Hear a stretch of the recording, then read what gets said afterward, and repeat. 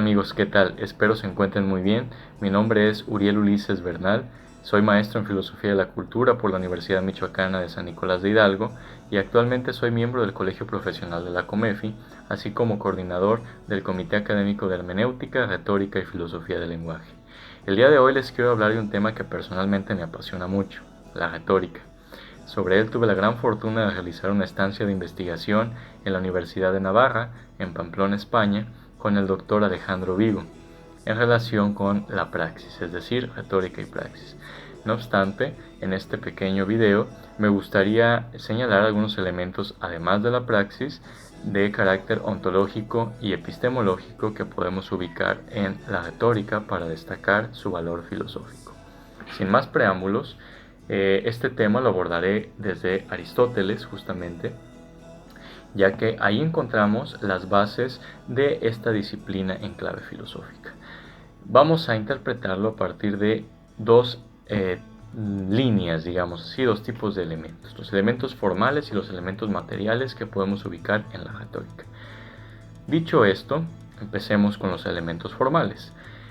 Aristóteles distingue el carácter o la estructura argumentativa como esencial, crucial para determinar un modelo filosófico de retórica. Cuando esta falta, esta estructura argumentativa, lo que tenemos es un modelo más bien de tipo quizás sofístico, de tipo más bien emotivista, es decir, una retórica que busca el mero mover las pasiones sin una base lógico-epistemológica sólida, incluso podría ser sin una base ética. Entonces, primer elemento en las cuestiones formales de una retórica filosófica, la estructura argumentativa. ¿En qué consiste esta estructura? Para explicarla, Aristóteles hace uso de una similitud con la dialéctica. Esto quiere decir que sitúa a la retórica como uno de los tipos de logos que él considera en sus reflexiones, podríamos decirlo así, lógicas.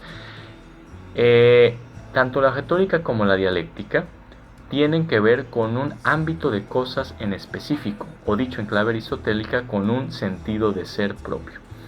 Aquí es donde entra un elemento ontológico muy importante, un elemento de filosofía primera. Como sabemos, Aristóteles señala que el ser se dice en varios sentidos. Uno de ellos es el ser como acto y potencia, en los cuales podemos ubicar la potencia el sentido de posibilidad. Es decir, hay cosas necesarias y hay cosas posibles. Cuando se trata sobre cosas posibles, se requiere argumentar. Cuando se trata de cosas necesarias, se requiere demostrar. Entonces, para argumentar, Aristóteles ha elaborado los elementos propios que constituyen la dialéctica. Sin embargo, esta posee una máxima generalidad temática, la cual no necesariamente tiene que ver o no necesariamente es igual en el caso de la retórica. Simplemente con la dialéctica se puede argumentar sobre cualquier cosa posible en términos, como diría Piero Bank, quizás cósmicos, ¿sí? En su obra La prudencia en Aristóteles, cuando distingue dos sentidos de contingencia, la contingencia en sentido cósmico y la contingencia en sentido humano. Y aquí tenemos la clave. La dialéctica puede hablar en una máxima generalidad temática, mientras que la retórica se refiere casi de manera exclusiva a lo posible, diríamos así, práctico, es decir, a lo que tiene que ver con la contingencia en su dimensión humana. Dicho esto, este elemento ontológico, hay que señalar ahora, este elemento ontológico no diríamos que está ni en lo formal ni en lo material de la retórica, sino en la base de ambos, como una especie de fundamento, ¿sí? Como una especie de principio. Muy bien. Bueno, la estructura entonces argumentativa de la retórica tiene que ver, al igual que en la dialéctica, con un carácter modal, es decir, que está articulada con premisas posibles y no necesarias, y por lo tanto nos llevará a conclusiones posiblemente verdaderas o probables nada más. No a verdades teóricas, no a conclusiones apodípticas como la demostración propia de la analítica. Bueno, dicho esto, esa sería su estructura formal en términos lógicos. Ahora bien, ahí tenemos un valor epistemológico muy importante, como señala Enrico Berti, en sus estudios aristotélicos. Este valor tiene que ver con el concepto de endoxa, es decir, aquellas nociones comunes generalmente aceptadas por la mayoría, bueno, puede ser por todos, por la mayoría o de la mayoría por aquellos que son más reputados, es decir, considerados como sabios o autoridades en el tema en cuestión.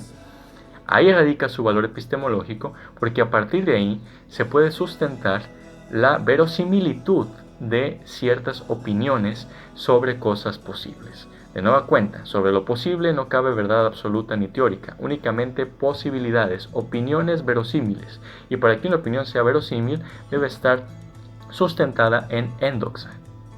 Muy bien. Dicho esto, pasemos a lo material. Ya señalábamos entonces que en la retórica hay un fundamento ontológico que la sitúa en el ámbito de cosas, o que la sitúa, mejor dicho, como un tipo de logos propio del ámbito de cosas posibles, prácticas o posibles en tanto que contingentes en sentido humano. No sobre la contingencia en sentido cósmico, sino la contingencia humana, lo posible práctico, lo que es posible para nosotros, en tanto antropos. Entonces, dicho esto, la cuestión material de la retórica, la temática sobre la que aborda es o tiene que ver con el ámbito de la praxis. La praxis en sentido general es aquello que distingue al ser humano, al antropos, del resto de los animales.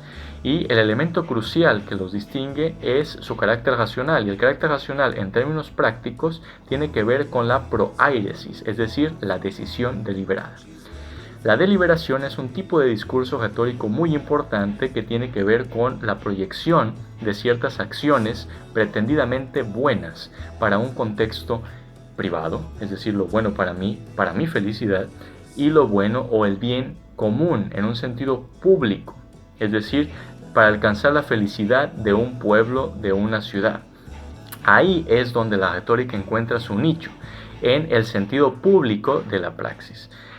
La praxis en sentido público entonces tiene que ver con el bien común y la retórica nos ayuda a deliberar con otros respecto de lo que es bueno o más conveniente para la comunidad. En ese sentido, ahí tenemos pues el terreno material de la praxis, de la retórica, es decir, en la praxis, en sentido público. Señalado esto, hay que decir que la retórica se muestra como no necesariamente, como un asunto meramente de emociones, meramente de palabrería.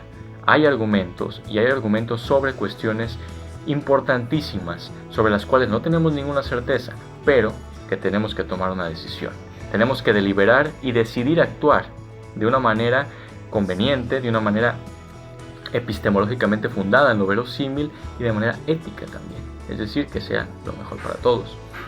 Dicho eso, hay que señalar finalmente que no tampoco caigamos en el otro extremo. La retórica no es estrictamente racional.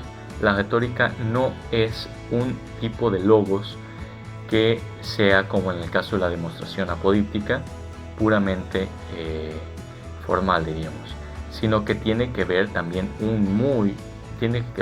un modo muy importante la afectividad, la dimensión afectiva, porque ya señalaba Aristóteles muy oportunamente que no es lo mismo estar feliz que estar triste, y por lo tanto no tomamos las mismas decisiones estando feliz, estando triste, estando enojados, estando optimistas, ¿no? Difiere dependiendo del estado de ánimo y el carácter. Entonces, aquí tenemos una clara anticipación, como ya a lo que ya Heidegger señalará después en Ser y Tiempo, de una cierta disposición afectiva, de un cierto temple anímico primario en la constitución, en la estructura existenciaria del Dasein. Esto quiere decir que con la retórica podemos entender una comprensión del mundo en términos afectivos, y a partir de ahí se puede determinar también la toma de decisiones orientada racionalmente, pero desde la base afectiva. Bueno, dicho a grandes rasgos, este sería el valor filosófico de la retórica. Espero les haya gustado mucho y les inquiete a seguir indagando al respecto. Cuídense mucho y espero verlos pronto. Que estén muy bien.